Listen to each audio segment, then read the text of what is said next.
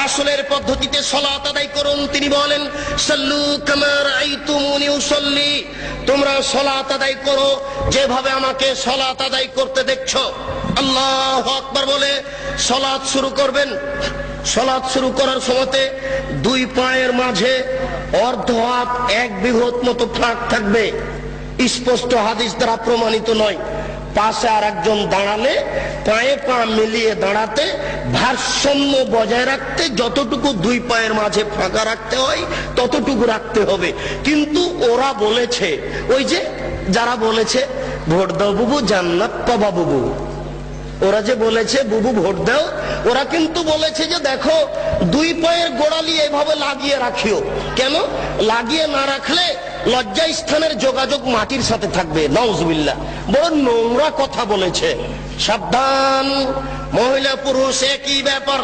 ভারসাম্য বজায় রাখার জন্য দুই পায়ের মাঝে যতটুকু ফাঁকা রাখা প্রয়োজন ততটুকু ফাঁকা রাখবেন। আল্লাহু আকবার বলে হাতের আঙ্গুলি জমা জমা করে কাঁধ সামনাসামনি, কাঁধের লতি সামনাসামনি হাত উঠাবেন।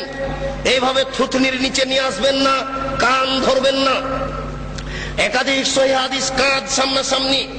এই আল্লাহু আকবার বলে ডান হাতের কবজি বাম হাতের কবজির উপরে রাখবেন। আল্লাহু আকবার বলার পূর্বে কোনো শব্দ চলবে না। সশব্দে নিয়ত করলে আল্লাহ রাসূলকে অপমান করা হবে। সশব্দে নিয়ত করলে আল্লাহ রাসূলকে উপেক্ষা করা হবে। আল্লাহ রাসূলকে উপেক্ষা করে কেউ আল্লাহকে সন্তুষ্ট করতে পারবে না, এটা ভুল পদ্ধতি। অতএব আল্লাহু আকবার বলার পূর্বে কোন শব্দ মুখ দিয়ে উচ্চারণ হবে না। জায়নামাজে দাঁড়িয়ে আল্লাহু আকবার বলার পূর্বে কোন শব্দ মুখ দিয়ে উচ্চারণ হবে না। ডান হাতের কবজি বাম হাতের কবজির উপরে দিতে পারেন, সহিহ হাদিস। আর একটু আগে বাড়িয়ে বাহুর উপরে বাহু দিতে পারেন, সহিহ হাদিস। বুকের উপরে রাখবেন, নাভির নিচে রাখার তিনটি হাদিস আছে যা গ্রহণীয় নয়। অতএব বুকের উপরে রাখুন।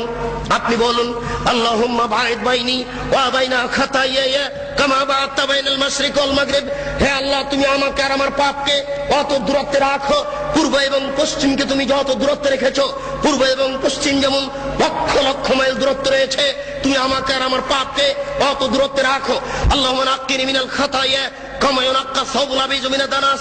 হে আল্লাহ, তুমি আমার পাপকে ধুয়ে পরিষ্কার করে দাও যেমন ভাবে সাদা কাপড়কে ময়লা থেকে ধুয়ে পরিষ্কার করা হয়।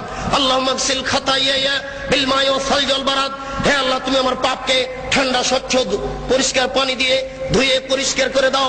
আউযু বিল্লাহি মিনাশ শাইতানির রাজিম। মারদুদ বিতাড়িত শয়তান থেকে পরিত্রাণ চাচ্ছি। বিসমিল্লাহির রহমানির রহিম। পরম দাতা দয়ালুর নামে আরম্ভ করছি। আলহামদুলিল্লাহি রাব্বিল আলামিন। বিশ্বজগতের প্রতিপালকের প্রশংসা। আর রহমানির রহিম, তিনি হচ্ছেন পরম দাতা দয়ালু। মালিক ইয়াউমিদ্দিন, তিনি হচ্ছেন বিচার দিনের মালিক। ইয়াকা না'বুদু, একমাত্র তোমার ইবাদত করছি। ওয়া ইয়াকা নাস্তাইন, একমাত্র তোমার নিকটে সাহায্য চাই। ইহদিনাস সিরাতাল মুস্তাকিম, তুমি আমাকে সোজা সঠিক পথ দেখাও। সিরাতাল্লাযিনা আন'আমতা আলাইহিম, ওই পথ তুমি দেখাও যে পথ সহজ সরল সঠিক। যাদের প্রতি তুমি দয়া করেছো, অনুগ্রহ করেছো, তাদের পথ তুমি দেখাও। গায়রিল মাগযুবি আলাইহিম ওয়ালাজ যালিন, যারা ভ্রান্ত, যাদের উপরে তুমি অসন্তুষ্ট হয়েছো, তাদের পথ তুমি দেখাও না। এরপরে বিসমিল্লাহির রহমানির রহিম, পরম দাতা দয়ালুর নামে আরম্ভ করছি। যে কোন একটি সূরা। আল কারিয়া, মহা দুর্ঘটনা। মাল কারিয়া, মহা দুর্ঘটনা কি? ওমা আদরাকা মাল কারিয়া। হে নবী, আপনি কি বলতে পারেন মহা দুর্ঘটনা কি? ইয়াউমা ইয়াকুনুন নাসু কাল ফারাশিল মাবসুস, যেদিন মানুষেরা কীট পতঙ্গের নয় বিক্ষিপ্ত হয়ে পড়বে। অতাকুনুল জিবালু কালাইহিল মামফুস, যেদিন পাহাড়গুলি ধুলিত তুলার নেই একবারে বিক্ষিপ্ত হয়ে আকাশে উড়ে যাবে। ফাম্মা মান সাকলাত মাওয়াজিনুহু ফাহুয়া ফি শাতির রাজিয়া, যার নেকির পাল্লা ভারী হবে তার জীবিকা নির্বাহ অতীব সুখ স্বাচ্ছন্দ্যময় হবে। ওয়াম্মা মান খাফফাত মাওয়াজিনুহু ফাউম্মুহু হাবিয়া, যার নেকির পাল্লা হালকা হয়ে যাবে তার থাকার জায়গা হবে অতীব গভীর গহ্বর জাহান্নাম। ওমা আদরাকা মা হিয়া, হে নবী, আপনি কি বলতে পারেন গভীর গহ্বর সেই জায়গাটি কি? নারুন হামিয়া, তা হচ্ছে জ্বলন্ত উত্তপ্ত আগুন। এই বলে আল্লাহু আকবার বলে হাত খুলে দিয়ে ওই পর্যন্ত উঠাবেন। হাতের আঙ্গুল জমা জমা থাকবে, আঙ্গুলের মাথা আকাশমুখী থাকবে, আঙ্গুলের তালু পশ্চিমমুখী থাকবে। এই বলে আপনি রুকুতে চলে যাবেন। হাত দুটি রডের মতো সোজা হয়ে থাকবে, আঙ্গুলগুলি খোলা খোলা থাকবে, কোমর কোমর থেকে সামনের ওজন হাতের উপরে থাকবে, হাত দুটো রডের মতো সোজা হয়ে থাকবে, আপনার এই কোমর থেকে এই সামনের অংশ একেবারে সোজা হয়ে থাকবে, এই পিঠের লম্বা হাড়, মাথা উঁচুও হবে না, মাথা নিচুও হবে না। একাধিক সহিহ হাদিস আঙ্গুল খুলে খুলে রেখে আপনি বলবেন সুবহান রাব্বিয়াল আযীম।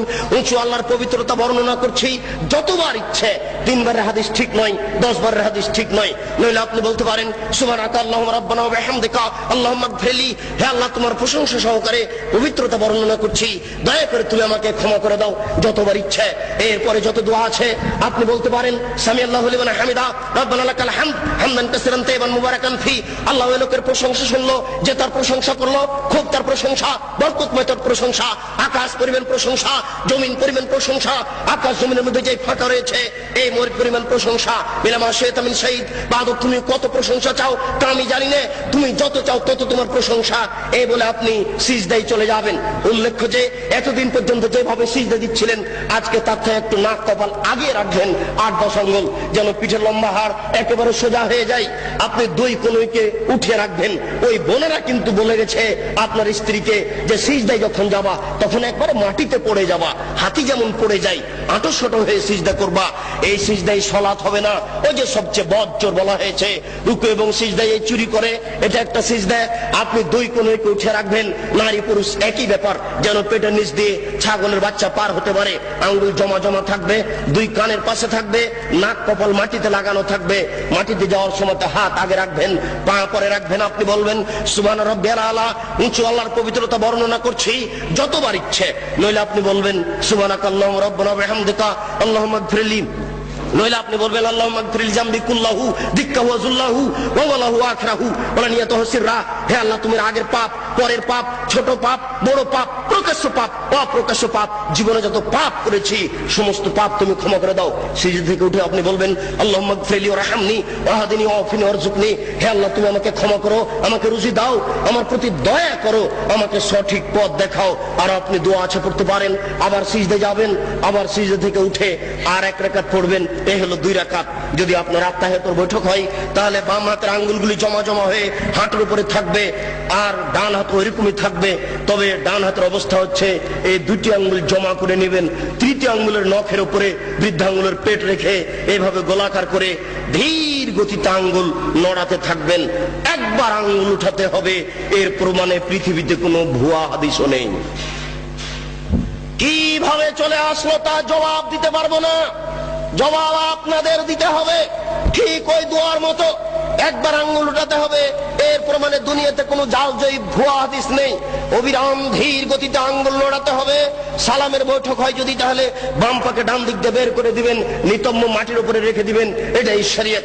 এরপর আপনি বলবেন আত্তাহিয়াতু লিল্লাহি ওয়াস সালাওয়াতু তাইয়্যিবাতু, সমস্ত ইবাদত আল্লাহর জন্য। আসসালামু আলাইকা আইয়ুহান নবী, হে নবী আপনার উপরে শান্তি অবতীর্ণ হোক। আসসালামু আলাইনা ওয়া আলা ইবাদিল্লাহিস সলিহিন, শান্তি আমাদের প্রতি হোক, ভালো বড় মানুষের প্রতি হোক। আশহাদু আল্লা ইলাহা ইল্লাল্লাহ, আমি সাক্ষ্য দিচ্ছি আল্লাহ ব্যতীত কোনো মাবুদ নাই। ওয়া আশহাদু আন্না মুহাম্মাদান আবদুহু রাসূলুহু, আমি সাক্ষ্য দিচ্ছি মুহাম্মদ সাল্লাল্লাহু আলাইহি ওয়াসাল্লাম তার রাসূল, তার দাস।